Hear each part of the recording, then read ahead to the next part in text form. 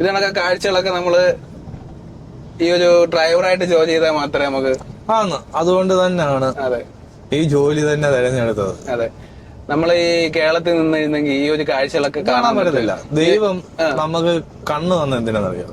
കാണാൻ.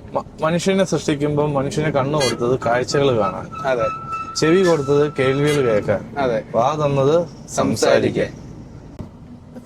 നമ്മൾക്ക് ക്യാഷ് കൊടുത്ത് ഇത്രയും ദൂരം വരാനുള്ള സാമ്പത്തിക സംവിധാനങ്ങളൊന്നും ഇല്ല. പക്ഷെ ഡ്രൈവർ ആണെങ്കിൽ ജോലി ചെയ്തുകൊണ്ട് നാട് കാഴ്ചകൾ കണ്ട് ആസ്വദിക്കാൻ കാണാം.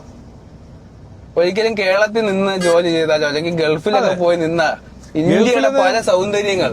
ഗൾഫിലെന്ന് ചോദിച്ചു കഴിഞ്ഞാൽ ഒരു കാര്യം ഞാൻ പറയാം. രാവിലെ നമ്മൾ എഴുന്നേറ്റ് സൂര്യൻ ഉദിച്ചു, രാവിലെ എഴുന്നേറ്റ് നോക്കുമ്പോ തന്നെ വെയിലടിച്ച് കണ്ണ് പൊളിക്കും. മനസ്സിലായി. അത്രയ്ക്ക് ചൂട്. പക്ഷെ ഇവിടെ ആണെങ്കിൽ ആ ഒരു ഇതില്ല. എങ്ങോട്ട് നോക്കിയാലും മരങ്ങള്. പക്ഷെ കേരളത്തില്, ഇന്ത്യയില് തമിഴ്നാട് മോശമാണ്, ആന്ധ്ര മോശമാണ്. അവിടെയൊക്കെ വെയിൽ കൂടുതലാ. അവിടെ നല്ല പച്ചപ്പിലുള്ള കാഴ്ചകൾ കാണാനില്ല.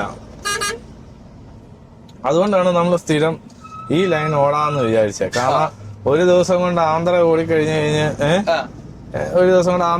കഴിഞ്ഞാൽ പിന്നെ തമിഴ്നാടും ഒരു അര ദിവസം തമിഴ്നാടും ഓടിക്കഴിഞ്ഞു കഴിഞ്ഞാൽ പിന്നെ നല്ല മനോഹര കാഴ്ചകളും. അതെ അതെ, ഈ വീടൊക്കെ നോക്കിയാണ് എന്ത് ഭംഗിയല്ലേ. നമ്മുടെ ഈ ഊട്ടിയിലൊക്കെ റിസോർട്ട് കണക്ക് എടുക്കൂലേ, അതേ കാഴ്ചകളല്ലേ. നമ്മളെ പഴയകാല ഒരു സ്റ്റൈല് ഇവിടുത്തെ വീടുകൾ ശരിക്കും നാട്ടുംപുറമാണ്. ആസാമിലെ നാട്ടുംപുറമായത്. ആ ഷീറ്റ് അടിച്ച വീടുകളും മുറ്റത്ത് വാഴയും ചെറിയ ചെറിയ പൂക്കളും വേലി നോക്കിയാലേ മുള വേലി